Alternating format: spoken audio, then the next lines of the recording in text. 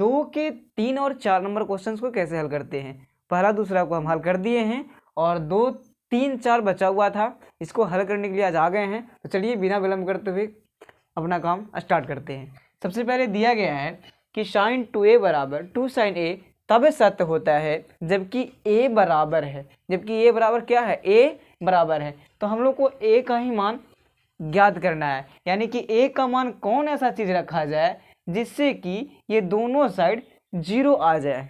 क्या आ जाए, 0 आ जाए। a का मान 0 रखे कि 30 रखे कि 45 रखे कि 60 रखे, कि इसका मान जो है दोनों साइड क्या आ जाए, बराबर आ जाए। क्या आ जाए, बराबर आ जाए। चलिए तो देखते हैं ध्यान से, पहले 0 रख के देखेंगे, 30 रखेंगे, 45 रखेंगे, देख लेंगे।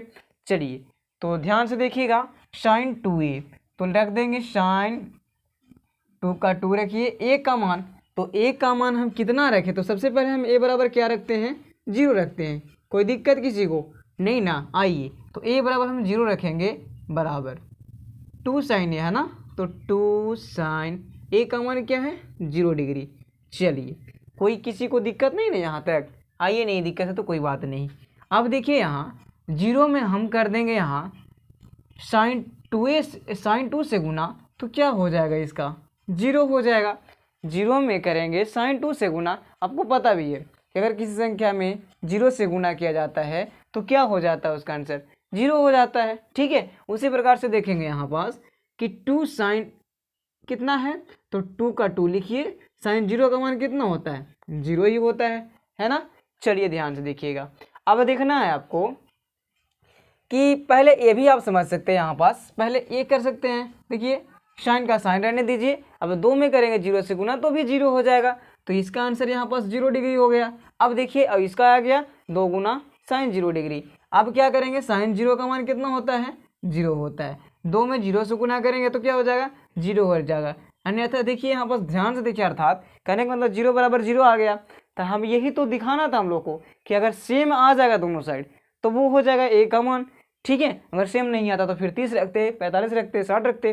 ठीक है, तो इसका आंसर जो हो गया a बराबर कितना रखेंगे, तो 0 डिग्री रखेंगे, यानी फर्स्ट वाला ही इसका आंसर राइट है। ठीक है, a बराबर ही इसका आंसर क्या है, राइट है। चलिए अब हम लोग देखते हैं सेकंड पार्ट्स को।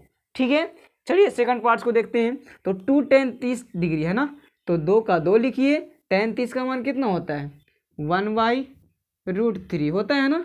चलिए उसके बाद में 1 का 1 लिखना है, माइनस tan स्क्वायर 30 डिग्री, यानी tan 30 का मान कितना होता है, 1/√3 होता है, और इसका होल स्क्वायर है तो होल स्क्वायर देंगे। आइए अगेन, अब दिख रहा है ध्यान से आपको कि इसके नीचे भी 1 है, लेकिन क्या मतलब है 1 देने का। ठीक है, डायरेक्ट गुना कर दीजिए, 2 में 1 से करेंगे तो 2 हो जाएगा, और नीचे √3 का √3 हो जाएगा। आइए उसके बाद में मेन बटा आपका ये रह गया है ना जी।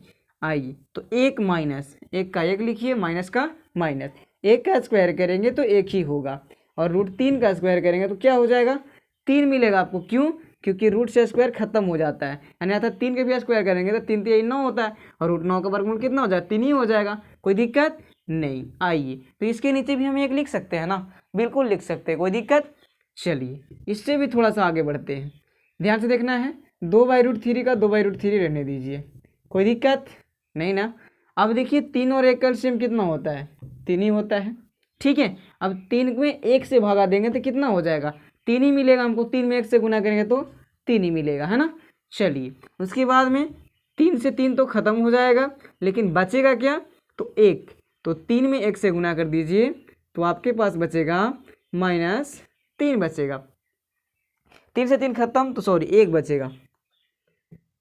देखिए ध्यान से देखना है, एलसीएम जब लिए तो 3 आ गया, तो 3 लेने के बाद 3 से 3 में भागा देंगे तो 1 आएगा, और 1 में 1 से गुना करेंगे तो 1 ही आएगा। चलिए ध्यान से देखना है, अब देखिए इसको बराबर में कर देते हैं। 2/√3 का 2/√3 लिख दीजिए, उसके बाद में 3 में से 1 चला जाएगा तो कितना बचेगा, 2/3। आइए ध्यान से देखना है, अब ये जो भागा में है ना, इसको गुना में चेंज करते हैं। तो भागा से गुना में चेंज करेंगे तो क्या हो जाएगा, देखिए ध्यान से, 2/√3 हो जाएगा गुना 3/2 हो जाएगा, होगा ना, बिल्कुल होगा। चलिए ये से ये क्या हो गया, खत्म, तो बचा आपके पास 3/√3 बचा। देखिए अभी ये आंसर नहीं आपको मैच करेगा। ठीक है, मैं आंसर क्या मैच करेगा आपको दिखाएंगे हम बढ़िया से, क्या आंसर इसका है। अब देखेंगे हम ठीक है। तो सबसे पहले हरों का प्रमेयकरण करना होगा इसको, ठीक। आइए, तो 3/√3 का हरों का प्रमेयकरण करेंगे तो √3 आ जाएगा यहाँ, फिर √3। अब बताइए ये ऐसे क्यों लिखाता है, क्योंकि हर का प्रमेयकरण करना है, नीचे वाला हर है, इसको प्रमेयकरण p/q के रूप में लिखना है, लिख दिए। आइए, तो 3 में √3 से गुना करेंगे तो 3√3 मिलेगा आपको, ओके।